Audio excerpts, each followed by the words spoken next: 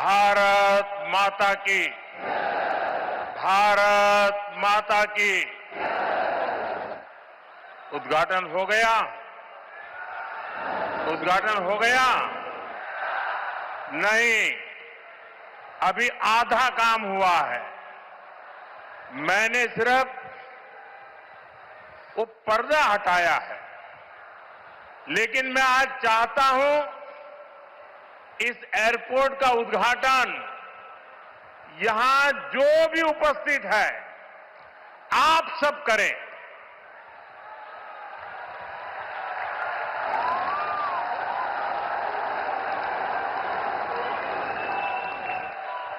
और इसलिए आप अपना मोबाइल फोन निकालिए, अपने मोबाइल फोन का फ्लैश लाइट कीजिए और आप इसका उद्घाटन कर रहे हैं।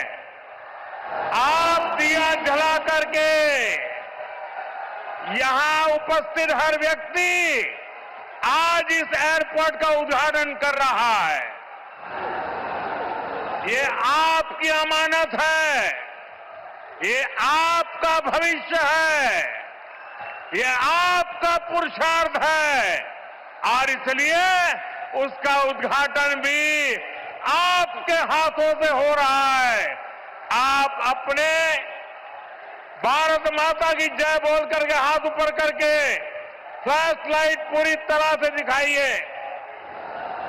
भारत माता की, भारत माता की, भारत माता की।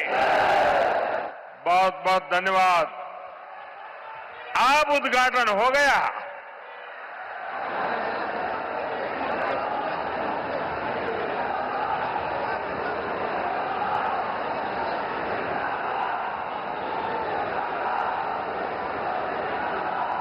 उत्तर प्रदेश के राज्यपाल आनंदीबेन पटेल, यहां के मुख्यमंत्री योगी आदित्यनाथ जी, उप मुख्यमंत्री केशव प्रसाद मौर्य, ब्रजेश पाठक, केंद्रीय मंत्रिमंडल के मेरे सहयोगी श्री राम मोहन नायडू जी, पंकज चौधरी जी, ज्यूरिक एयरपोर्ट के चेयरमैन जोसेफ फेल्डर जी,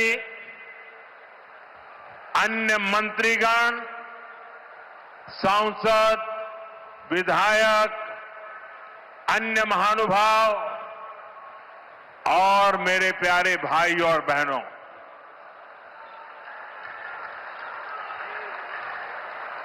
मैं देख रहा हूं आज जहां भी मेरी नजर पड़ रही है सारे युवा मुझे नजर आ रहे हैं।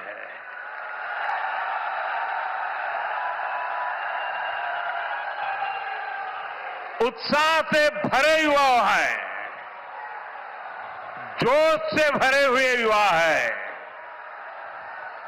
क्योंकि इन युवाओं को पता है कि ये जो काम हो रहा है ना, ये नौजवानों का भविष्य को नई उड़ान देने वाला काम हो रहा है। आज हम विकसित यूपी,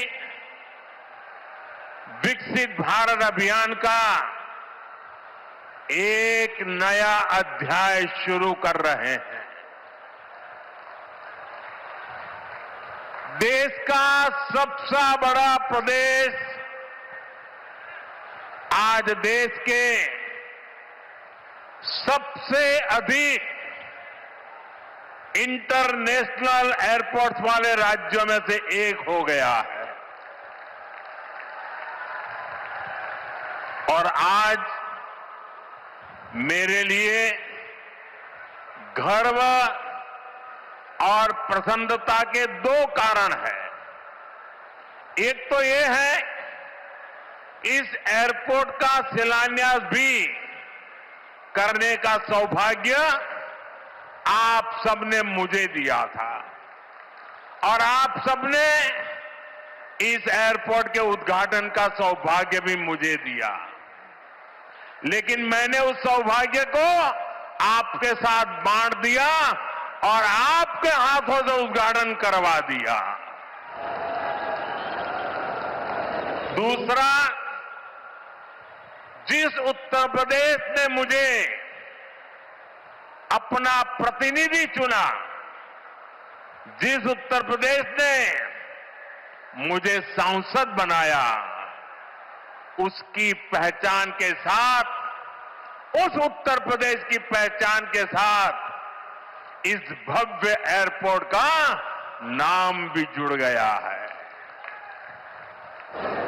साथियों, नोएडा का ये एयरपोर्ट आगरा, मथुरा, अलीगढ़, गाजियाबाद, मेरठ, इटावा, बुलंदशहर, फरीदाबाद, इस पूरे क्षेत्र को बहुत बड़ा लाभ होने वाला है।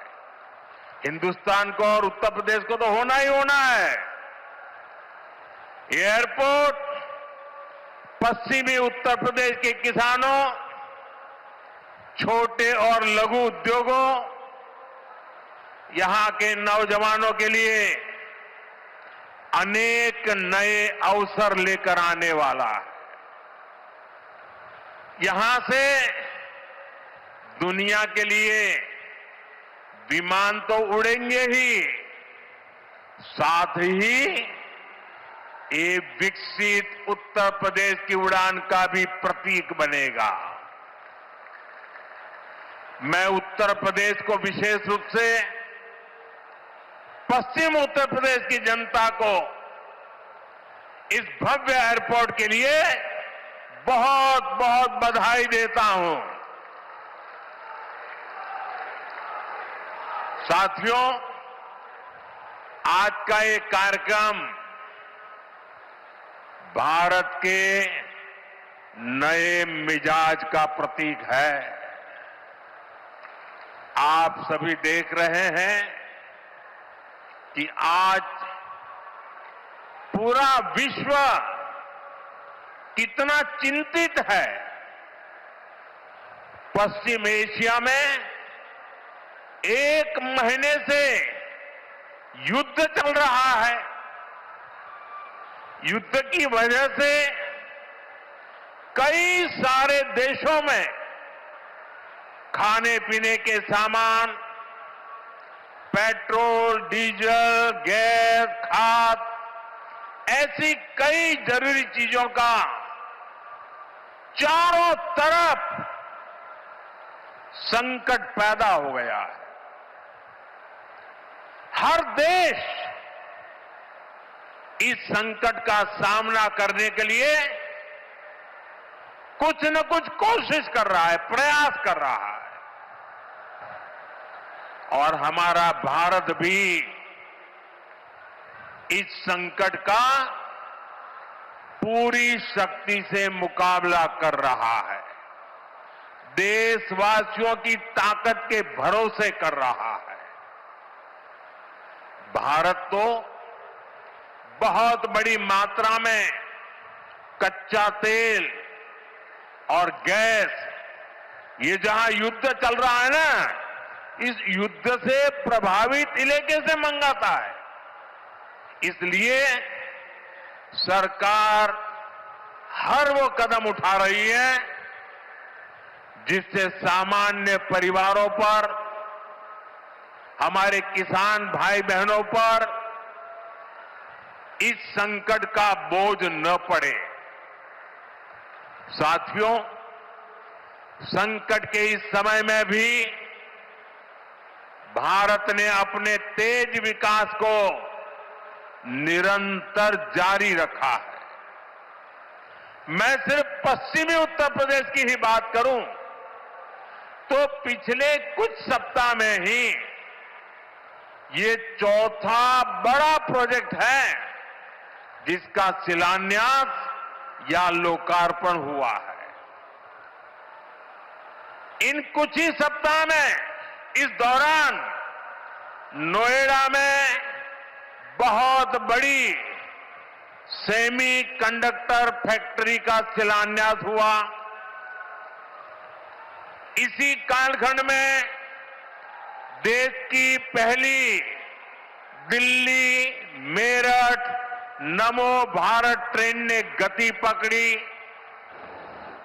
इसी कालखंड में मेरठ मेट्रो का विस्तार किया गया और इतने कम समय में आज नोएडा इंटरनेशनल एयरपोर्ट का आप सबके हाथों से उद्घाटन भी हो गया।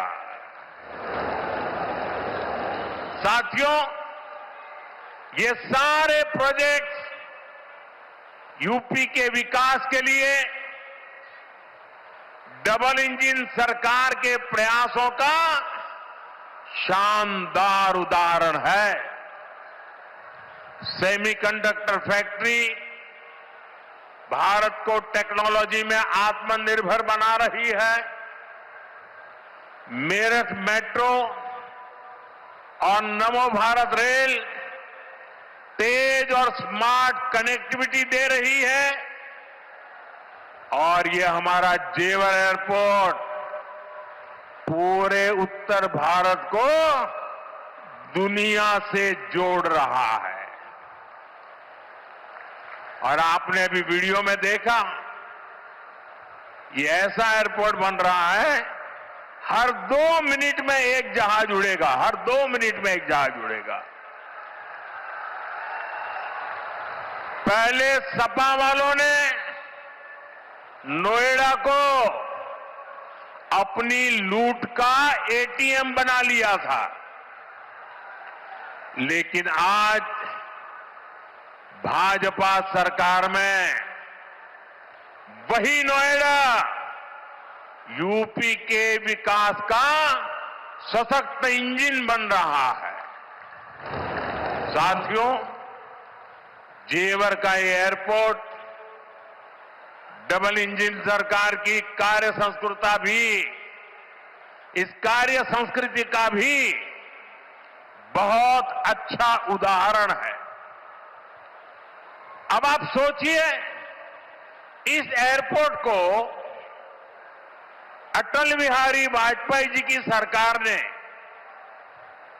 2003 में ही फाइल में मंजूरी दे दी थी। 2003 में आप में से बहुत होंगे जिसका जन्म नहीं हुआ होगा, बहुत वो लोग होंगे जो उस समय 25-30 साल के 35 साल के हुए होंगे और आज रिटायर्ड की हो गए, लेकिन एयरपोर्ट नहीं बना। लेकिन केंद्र में कांग्रेस और यहां की पहले की सरकारों ने सालों तक इस एयरपोर्ट की नींव तक नहीं पड़ने दी। 2004 से 2014 तक ये एयरपोर्ट फाइलों में ही दबा रहा।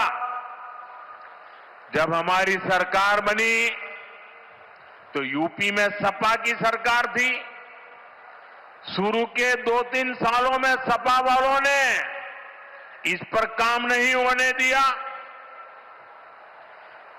लेकिन जैसे ही यहां भाजपा एनडीए की सरकार बनी, दिल्ली में भाजपा एनडीए की सरकार बनी, तो जेवर एयरपोर्ट की नींव भी पड़ी, निर्माण भी हुआ और अब ये शुरू भी हो गया है।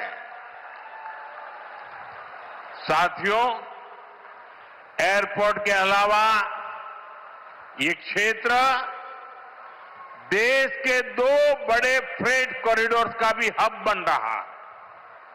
ये फ्रेट कॉरिडोर मालगाड़ियों के लिए बिछाई गई स्पेशल पटरियां हैं। इससे उत्तर भारत की बंगाल और गुजरात के समंदर से कनेक्टिविटी बेहतर हो गई है और दादरी वो स्थान है जहां ये दोनों कॉरिडोर आपस में मिलते हैं, यानी यहां किसान जो उगाते हैं, यहां उद्योग जो कुछ बनाते हैं, वो जमीन से, हवाई मार्ग से दुनिया के कोने कोने तक तेजी से जा पाएगा। ऐसी मल्टी मॉडल कनेक्टिविटी के कारण यूपी दुनिया भर के निवेशकों के लिए बहुत बड़ा आकर्षण बन रहा है। साथियों, जिस नोएडा को पहले अंधविश्वास के कारण अपने हाल पर छोड़ दिया गया था, कुर्सी जाने के डर से पहले के सत्ताधारी यहां आने से डरते थे। मुझे याद है यहां की सपा सरकार थी और मैंने नोएडा आने का कार्यक्रम बनाया, तो मुख्यमंत्री इतने डरे हुए थे कि वो उस कार्यक्रम में नहीं आए और मुझे भी डराने की लोगों ने कोशिश की कि नोएडा मत जाओ मोदी जी, अभी अभी प्रधानमंत्री बने हो। मैंने कहा इस धरती का आशीर्वाद लेने जा रहा हूं जो मुझे लंबे अरसे तक सेवा करने का मौका देगा।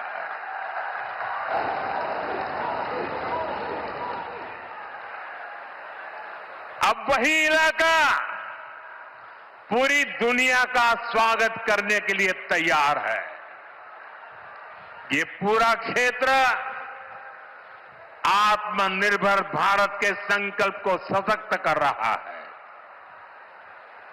साथियों, इस क्षेत्र की अर्थव्यवस्था में खेती किसानी का बहुत महत्व है।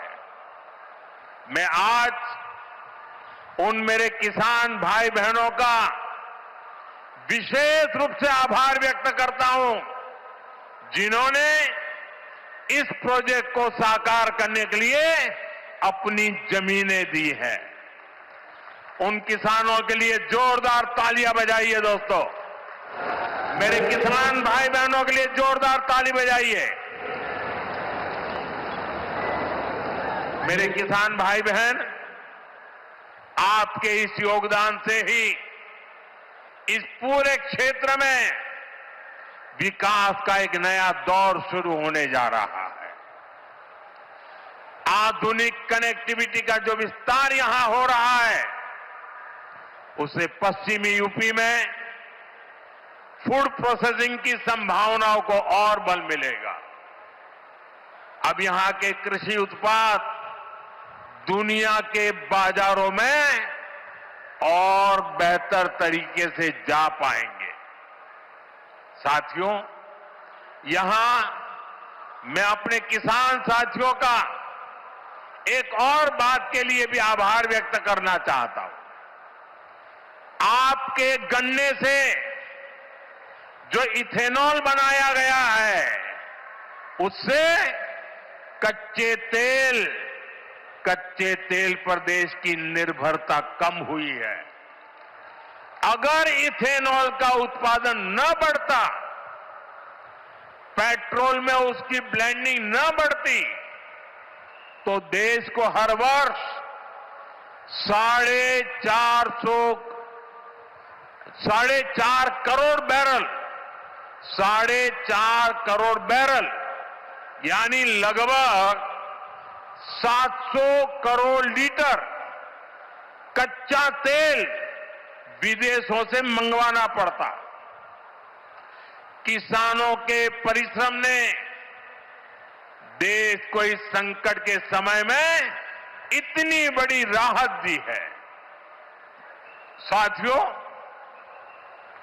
इथेनॉल से देश को तो फायदा हुआ ही है, किसानों को भी बहुत बड़ा लाभ हुआ है। इससे करीब 1.5 लाख करोड़ रुपए की विदेशी मुद्रा बची है। यानी इथेनॉल न बनाते तो ये पैसा विदेश जाना तय था। बीते वर्षों में इतना सारा पैसा देश के किसानों को मिला है, गन्ना किसानों को मिला है। साथियों, यहां के गन्ना किसानों ने तो पहले के वो दिन भी देखे हैं जब कई सालों तक गन्ने का बकाया लटका रहता था। लेकिन आज भाजपा की डबल इंजन सरकार के प्रयासों से गन्ना किसानों की स्थिति बेहतर हुई है। साथियों, किसी भी देश में एयरपोर्ट सिर्फ एक सामान्य सुविधा नहीं होता। ये एयरपोर्ट प्रगति को भी उड़ान देते हैं। साल 2014 से पहले देश में सिर्फ 74 एयरपोर्ट थे। आज 160 से अधिक एयरपोर्ट देश में है। अब महानगरों के अलावा देश के छोटे छोटे शहरों में भी हवाई कनेक्टिविटी पहुंच रही है। पहले जो सरकारें रही हैं वे मानती थी कि हवाई यात्रा सिर्फ अमीरों के लिए ही होनी चाहिए। लेकिन भाजपा सरकार ने सामान्य भारतीयों के लिए हवाई यात्रा को आसान बना दिया। हमारी सरकार ने उत्तर प्रदेश में हवाई अड्डों के नेटवर्क का तेजी से विस्तार करते हुए उनकी संख्या बढ़ाकर 17 कर दी है। साथियों, भाजपा सरकार का निरंतर प्रयास रहा है कि एयरपोर्ट भी बने और किराया भाड़ा भी सामान्य परिवारों की पहुंच में रहे। इसलिए हमने उड़ान योजना शुरू की थी। इस स्कीम के कारण बीते कुछ सालों में 1,60,00,000 से अधिक देशवासियों ने उड़ान योजना से टिकट लेकर सस्ती दरों पर हवाई यात्रा की है। और मैं आपको एक और जानकारी देना चाहता हूं। हाल में ही केंद्र सरकार ने उड़ान योजना को और विस्तार दिया है।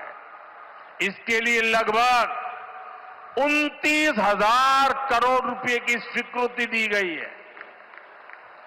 आने वाले वर्षों में इसके तहत छोटे छोटे शहरों में 100 नए एयरपोर्ट और 200 नए हेलीपैड बनाने की योजना है। यूपी को भी इससे बहुत अधिक लाभ होगा। साथियों, भारत का एविएशन सेक्टर बहुत तेजी से गति और विकास कर रहा है। जैसे जैसे भारत में नए नए एयरपोर्ट बन रहे हैं, वैसे वैसे नए हवाई जहाजों की जरूरत भी बढ़ती जा रही है। इसलिए देश की अलग अलग एयरलाइंस ने सैकड़ों नए जहाजों के ऑर्डर दिए हैं। ये जो नई सुविधाएं, नए जहाज आ रहे हैं, इनको उड़ान वाले और इसको उड़ाने वाले, इनमें सर्विस देने वाले, मेंटेनेंस से जुड़े, ऐसे हर काम के लिए बहुत बड़ी संख्या में वर्कफोर्स की जरूरत होगी। ये युवाओं के लिए बहुत बड़ा अवसर है। इसलिए हमारी सरकार एविएशन सेक्टर में ट्रेनिंग की सुविधाओं का भी विस्तार कर रही है। साथियों, आप जब अपनी कोई गाड़ी खरीदते हैं तो ये जरूर देखते हैं कि उस गाड़ी बनाने वाली कंपनी का सर्विसिंग सेंटर आसपास है या नहीं है। आप जानकर हैरान हो जाएंगे कि हमारे देश में हवाई जहाजों की सर्विसिंग यानी उनके मेंटेनेंस, रिपेयर एंड ओवरहॉल की पुख्ता व्यवस्था ही नहीं थी। भारत के 85 एयरपोर्ट 85% हवाई जहाजों को आज भी मेंटेनेंस, रिपेयर एंड ओवरहॉल यानी एमआरओ के लिए इस काम के लिए विदेश भेजना पड़ता है। इसलिए हमारी सरकार ने ठाना है कि एमआरओ सेक्टर में भी भारत को आत्मनिर्भर बनाएंगे। अब भारत में ही बहुत बड़े पैमाने पर एमआरओ सुविधाएं विकसित की जा रही है। आज यहां जेवर में भी एमआरओ सुविधा का शिलान्यास हुआ है। ये सुविधा जब तैयार हो जाएगी तो ये देश विदेश के विमानों को सेवा देगी। इससे देश को कमाई भी होगी, हमारा पैसा भी देश में ही रहेगा और युवाओं को अनेक रोजगार भी मिलेंगे। साथियों, आज हमारी सरकार की प्राथमिकता देश के नागरिकों की सुविधा है। देश के नागरिक का समय बचे और उसकी जेब पर ज्यादा बोझ भी न पड़े, ये हमारा लक्ष्य है। मेट्रो और वंदे भारत जैसी आधुनिक रेल सेवाओं का इसी भाव से ही विस्तार किया जा रहा है। दिल्ली मेरठ नमो भारत रेल, इसका कितना फायदा हो रहा है ये भी हम सब देख रहे हैं। अभी तक नमो भारत 2.5 करोड़ से अधिक लोग सफर कर चुके हैं। दिल्ली मेरठ के जिस सफर में पहले घंटों लग जाते थे, अब वो सफर मिनटों में ही पूरा हो रहा है। साथियों, विकसित भारत के विकसित आधुनिक इंफ्रास्ट्रक्चर पर हमारी सरकार अभूतपूर्व निवेश कर रही है। बीते 11 वर्षों में इंफ्रास्ट्रक्चर का बजट 6 गुना से अधिक बढ़ाया गया है।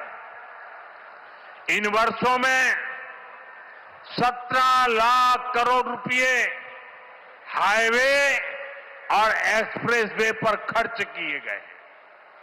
1 लाख किलोमीटर से अधिक के हाईवे का निर्माण किया गया है। 2014 तक रेलवे में सिर्फ 20,000 किलोमीटर रूट का बिजलीकरण हुआ था, जबकि 2014 के बाद से 40,000 किलोमीटर से ज्यादा रेलवे ट्रैक का बिजलीकरण किया गया है। आज ब्रॉडगेज नेटवर्क का लगभग 100% बिजलीकरण हो चुका है। आज कश्मीर घाटी हो या नॉर्थ ईस्ट की राजधानियां, ये पहली बार रेल नेटवर्क से जुड़ रही है। पोर्ट यानी बंदरगाहों की क्षमता बीते दशक में 2 गुने से अधिक हुई है। देश में नदी जलमार्गों की संख्या भी लगातार बढ़ रही है। विकसित भारत के निर्माण के लिए जरूरी हर क्षेत्र में भारत तेजी से काम कर रहा है। साथियों, विकसित भारत बनाने के लिए सबका प्रयास बहुत जरूरी है। ये आवश्यक है कि 140 करोड़ देशवासी कड़े से कड़ा परिश्रम करें और वैश्विक संकटों का एकजुट होकर सामना करें। अभी जो युद्ध चल रहा है, इससे पैदा हुए संकटों का सामना कैसे करना है, इसके बारे में मैंने संसद में भी विस्तार से बताया है। मेरी कल देश के सभी मुख्यमंत्रियों से भी लंबी चर्चा हुई है और बड़ी सकारात्मक चर्चा हुई है। मैं आज आप सभी जनता जनार्दन से फिर कहूंगा, मैं देशवासियों से फिर से कहूंगा, हमें शांत मन से, धैर्य के साथ, एकजुटता के साथ, मिलजुल करके इस संकट का सामना करना है। ये पूरे विश्व में परेशानी पैदा करने वाला संकट है। हमें अपने देश की सबसे ज्यादा चिंता करने है और यही हम भारतीयों की सबसे बड़ी ताकत है। मैं यूपी के, देश के सभी राजनीतिक दलों से भी आग्रहपूर्वक कहना चाहता हूं, विनंतीपूर्वक कहना चाहता हूं, इस प्रकार के संकट में ऐसी बातें करने से बचें जो देश के लिए नुकसानदायक है, जो भारतीयों के हक में है, जो भारत के हित में है, वही भारत सरकार की नीति और रणनीति है। राजनीति के लिए गलत बयानबाजी करने वाले राजनीतिक बहस में तो कुछ नंबर पा लेंगे, लेकिन देश को नुकसान पहुंचाने वाली हरकतों को देश की जनता कभी माफ नहीं करती।